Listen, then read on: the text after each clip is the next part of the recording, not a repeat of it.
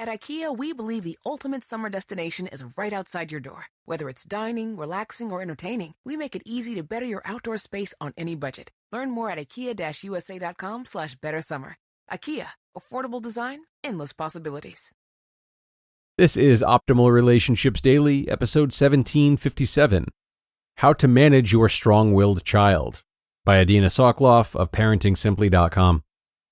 Hello, everybody, and welcome back to another Thursday parenting edition of Optimal Relationships Daily. I'm your host and narrator, Greg Audino, this time bringing an article to you from one of our most consistent authors, especially in regards to parenting, Adina Soclof. Here she will discuss the ins and outs of parenting a strong-willed child, which can be very challenging. She'll be answering a question sent in to her from one of her readers. So let's dive right in and start optimizing your life. How to Manage Your Strong-Willed Child, by Adina Soclof of ParentingSimply.com. Hi, Adina. We have an issue that we need help solving.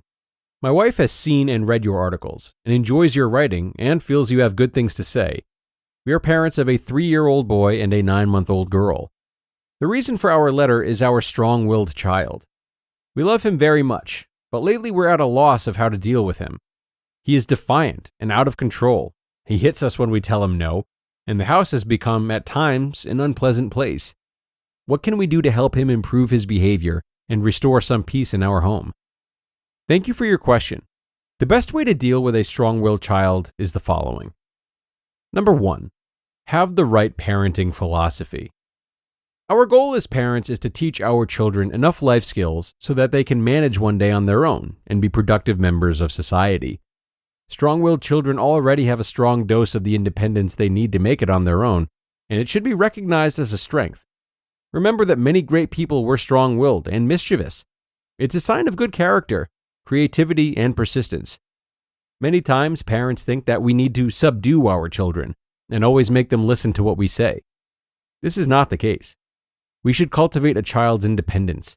It does not have to be at the expense of maintaining our authority as parents in our homes. Number 2, try to figure out what triggers the difficult behavior. Is it jealousy of his little sister? Does he have trouble transitioning from activity to activity? Is he tired, hungry? Does he need extra attention? Does he have trouble processing and following directions? Does he have trouble expressing himself with words? Is he with too many unfamiliar people? There are many different things that can cause misbehavior. Once you find out what his triggers are, you can start to reduce or eliminate the causes for misbehavior. You can set your child up for success. For example, if he has trouble processing directions, you would give him a visual cue. Show him the door or his coat if you're leaving. Tactile cues. Touch him and make eye contact so you know he's heard you. And give him warnings 5 to 10 minutes before you're ready to go. Number 3, let them be involved in planning. Get him used to problem solving and sequencing his activities. Bedtime is at 7 p.m. How do you want to work out getting ready for bed? When do you think a good time is to start if you want to play around, brush your teeth, get into pajamas, and read a bedtime book? The object is not to have military precision when going to bed. It's just an exercise in helping him take charge of his time and his responsibilities. Number 4, positive reinforcement. Anytime he behaves well, you want to mention it with descriptive language. He does not have to do anything out of the ordinary. You held my hand when you crossed the street. That's called being safe and taking care of yourself. You asked for a cookie with a please. That's using good manners. You shared your toy with your friend, and that's called being kind and thoughtful. Number 5, give choices. Strong-willed kids need to have a say in what they do and how they do it. Anything can be a choice, even things that may seem silly to adults. Do you want to brush your teeth now or in 5 minutes? Do you want the blue or the red cup? Do you want to play with the Legos or the ball? Number 6, stop the hitting. When he hits, accept feelings. You must be so angry and you can't tell me with words, so you're hitting. Focus on the positive. You know how to be respectful. Remember yesterday I told you to get the ice pops for your play date and you did it right away? Name the consequence. I can't be with you when you hit. I have to move away. Show you have faith in his ability to correct his misbehavior. I know next time you will use your words to tell me how angry you are. And when it's calm, talk to him gently about the incident. Remember before you were so angry? You seemed very upset because I ran out of the juice that you like. Next time, it's better to use words instead of hitting.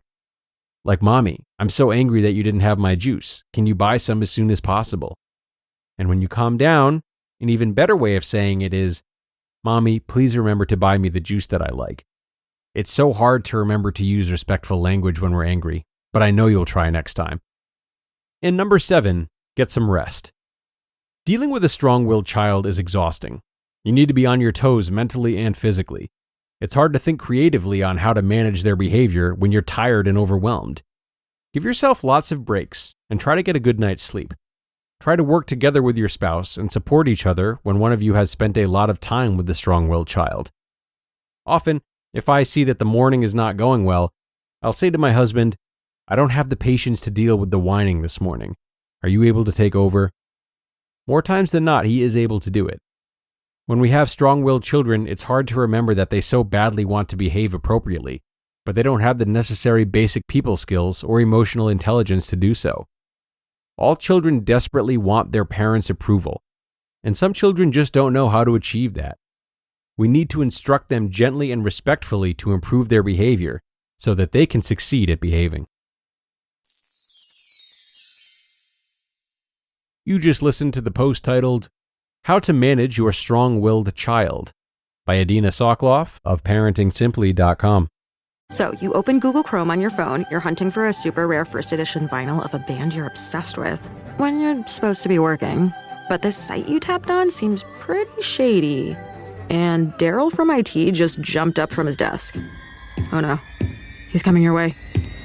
It's a good thing built-in malware protection keeps you safe and sound. Not from Daryl, though.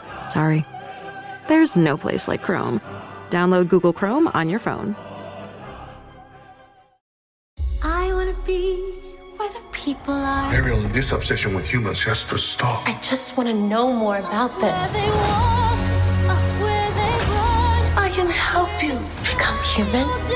The wait is finally over. Ariel, come on. For the movie event of the summer. You ready? I'm ready. Part of that world. Get your tickets now. What are we waiting for? Let's go, let's go, let's go! For Disney's The Little Mermaid in theaters May 26th. Rated PG. Parental guidance suggested.